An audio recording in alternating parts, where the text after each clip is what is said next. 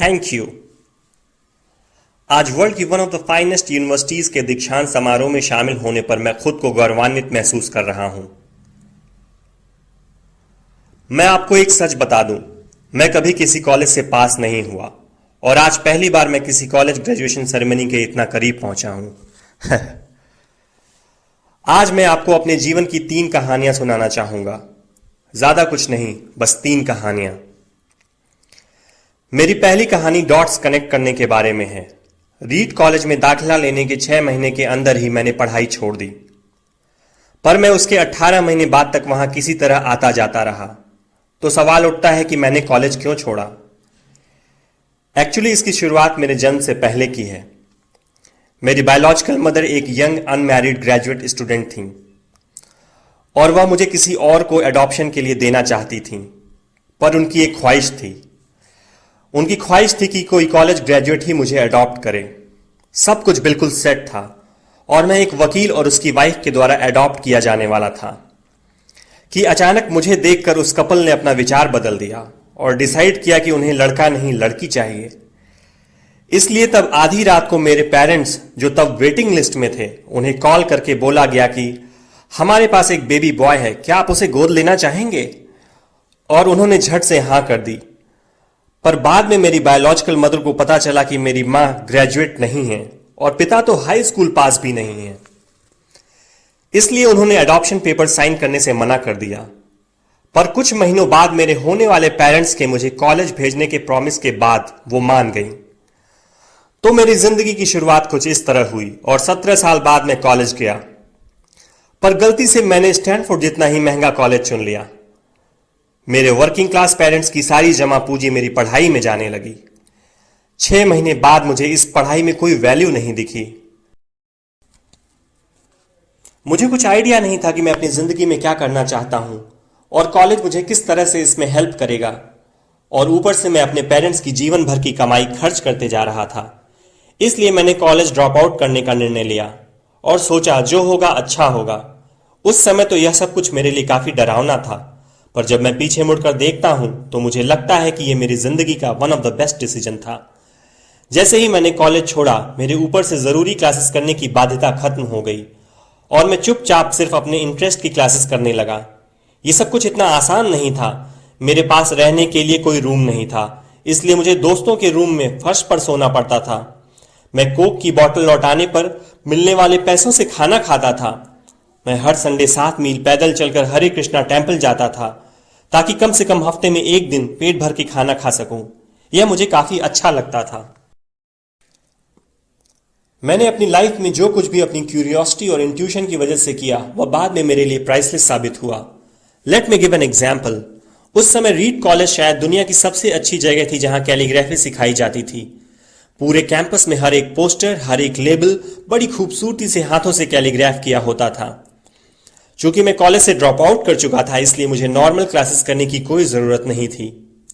मैंने तय किया कि मैं कैलीग्राफी की क्लासेस करूंगा और इसे अच्छी तरह से सीखूंगा। मैंने सेरिफ और सैंस सेरिफ टाइप फेसेस के बारे में सीखा, अलग अलग लेटर कॉम्बिनेशन के बीच में स्पेस वेरी करना और किसी अच्छी टाइपोग्राफी को क्या चीज अच्छा बनाती है यह भी सीखा। यह खूबसूरत था, इतना आर्टिस्टिक था कि इसे साइंस द्वारा कैप्चर नहीं किया जा सकता और यह मुझे बेहद अच्छा लगता था। उस समय जरा सी भी उम्मीद नहीं थी कि मैं इन चीजों का यूज कभी अपनी लाइफ में करूंगा। लेकिन जब 10 साल बाद हम अपना पहला मैकिन्टॉश कंप्यूटर बना रहे थे, तब मैंने इसे मैक में डिजाइन कर दिया और मैक खूबसूरत टाइपोग्राफी युक्त दुनिया का पहला कंप्यूटर बन गया। अगर मैंने कॉलेज से ड्रॉप आउट नहीं किया होता तो मैक में कभी मल्टीपल टाइप फेसेस या प्रोपोर्शनली स्पेस्ड फॉन्ट्स नहीं होते और चूंकि विंडोज ने मैक की कॉपी की थी तो शायद किसी भी पर्सनल कंप्यूटर में ये चीजें नहीं होती।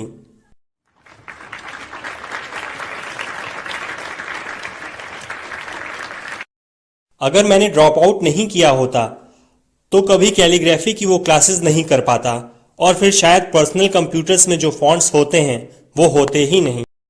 ऑफ कोर्स जब मैं कॉलेज में था तब भविष्य में देखकर इन डॉट्स को कनेक्ट करना इम्पॉसिबल था, लेकिन 10 साल बाद जब मैं पीछे मुड़कर देखता हूं तो सब कुछ बिल्कुल साफ नजर आता है।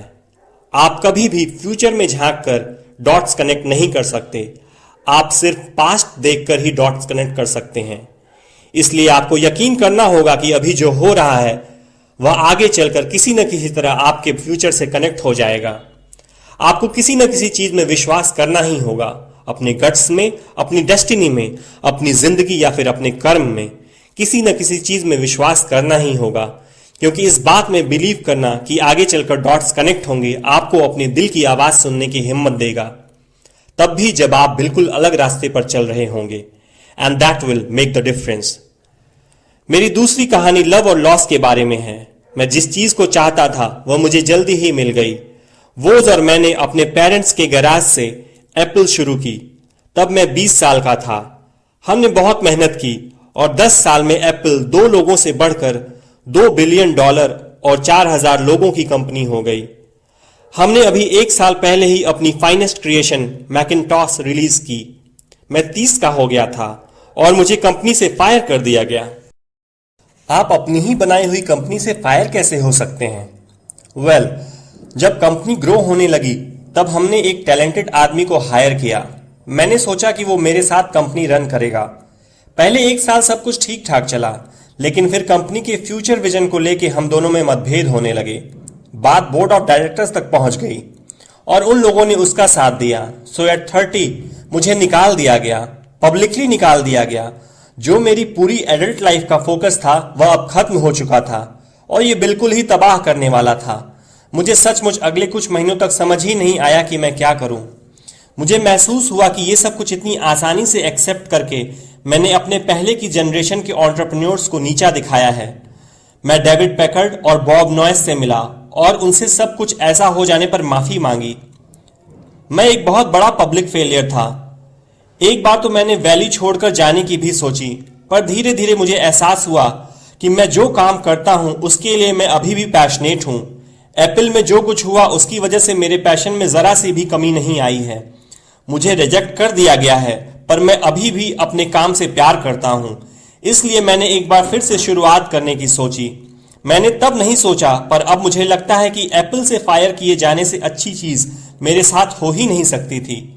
सक्सेसफुल होने का बोझ अब बिगनर होने के हल्केपन में बदल चुका था। मैं एक बार फिर खुद को बहुत फ्री महसूस कर रहा था। इस फ्रीडम की वजह से मैं अपनी लाइफ की सबसे क्रिएटिव फेज में आ पाया। अगले 5 सालों में मैंने एक कंपनी नेक्स्ट और एक दूसरी कंपनी पिक्सर स्टार्ट की और इसी दौरान मेरी मुलाकात एक बहुत ही अमेजिंग लेडी से हुई जो आगे चलकर मेरी वाइफ बनी। पिक्सर ने दुनिया की पहली computer animated movie toy story बनाई और इस वक्त यह दुनिया का सबसे सफल एनिमेशन स्टूडियो है।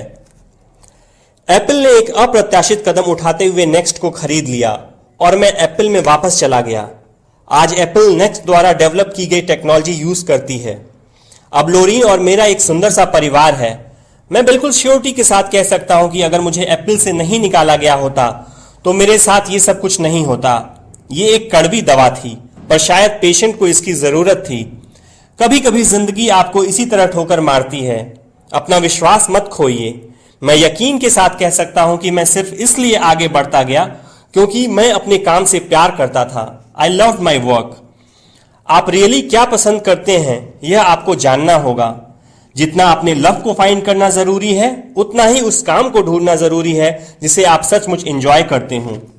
आपका काम आपकी जिंदगी का एक बड़ा हिस्सा होगा और ट्रूली सेटिस्फाइड होने का एक ही तरीका है कि आप वो करें जिसे आप सचमुच एक बड़ा काम समझते हो। और बड़ा काम करने का एक ही तरीका है कि आप वो करें जो करना आप एंजॉय करते हो। यदि आपको अभी तक वो काम नहीं मिला है तो आप रुकिए मत, उसे खोजते रहिए। जैसा कि दिल से जुड़ी हर चीज में होता है, वो जब आपको मिलेगा तब आपको पता चल जाएगा। और जैसा कि किसी अच्छी रिलेशनशिप में होता है, वो समय के साथ साथ और अच्छा होता जाएगा। इसलिए खोजते रहिए, रुकिए मत।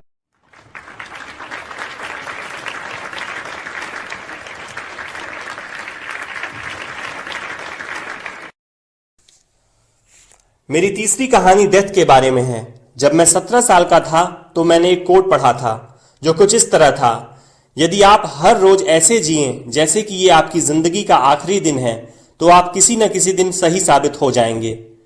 इसने मेरे दिमाग पे एक इंप्रेशन बना दी और तब से पिछले 33 सालों से मैंने हर सुबह उठकर शीशे में देखा है और खुद से एक सवाल किया है, अगर ये मेरी जिंदगी का आखिरी दिन होता तो क्या मैं आज वो करता जो मैं करने वाला हूं?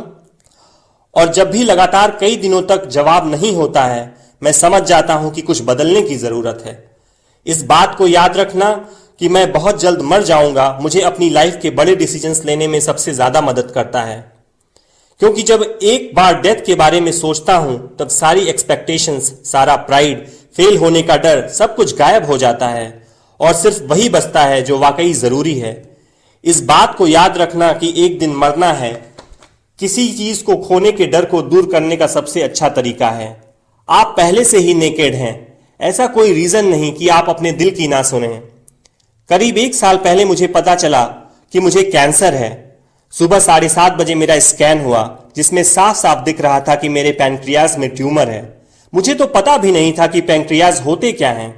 डॉक्टर ने लगभग यकीन के साथ बताया कि मुझे एक ऐसा कैंसर है जिसका इलाज संभव नहीं है और अब मैं बस 3 से 6 महीने का मेहमान हूं।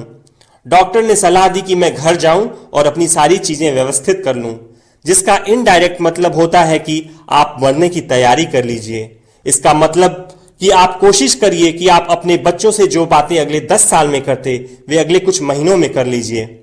इसका यह मतलब होता है कि आप सब कुछ व्यवस्थित कर लीजिए ताकि आपके बाद आपकी फैमिली को कम से कम परेशानी हो। इसका यह मतलब होता है कि आप सबको गुड बाय कर दीजिए।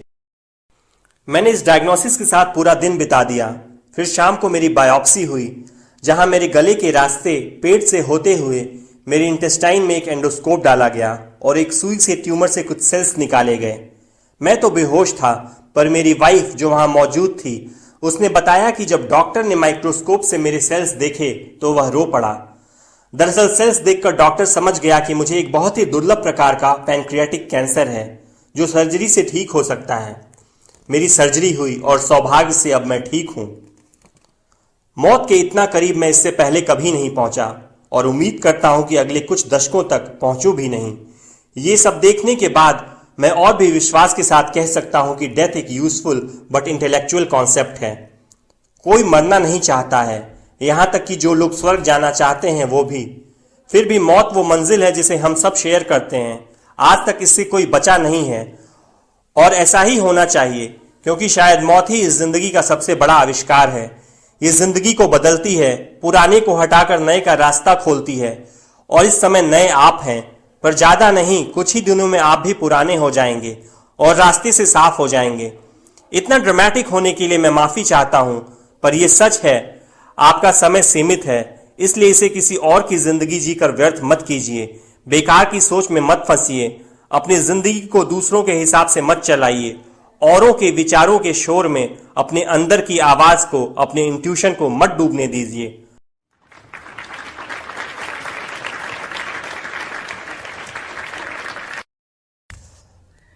जब मैं छोटा था तब एक अद्भुत publication the Whole Earth Catalog हुआ करता था, जो मेरी जनरेशंस की बाइबल्स में से एक था।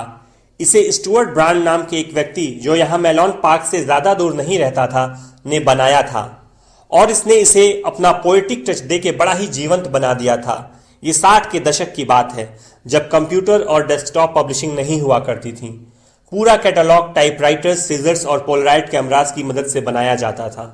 वो कुछ ऐसा था मानो गूगल को एक बुक के फॉर्म में कर दिया गया हो, वो भी गूगल के आने के 35 साल पहले। वह एक आदर्श था, अच्छे टूल्स और महान विचारों से भरा हुआ था। स्टुअर्ट और उनकी टीम ने द होल अर्थ कैटलॉग के कई इश्यूज निकाले और अंत में एक फाइनल इशू निकाला। ये 70 के दशक का मध्य था और तब मैं आपके जितना था। फाइनल इशू के बैक कवर पे प्रातः काल की किसी सड़क का एक दृश्य था। वो कुछ ऐसी सड़क थी जिसपे आप एडवेंचरस हो तो किसी से लिफ्ट मांगना चाहेंगे, और इस पिक्चर के नीचे लिखा था स्टे हंग्री स्टे फुलिश।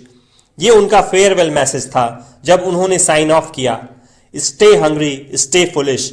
और मैंने अपने लिए हमेशा यही विश किया है, और अब जब आप लोग यहां से ग्रेजुएट हो रहे हैं तो मैं आपके लिए भी यही विश करता हूं, stay hungry stay foolish. Thank you all very much.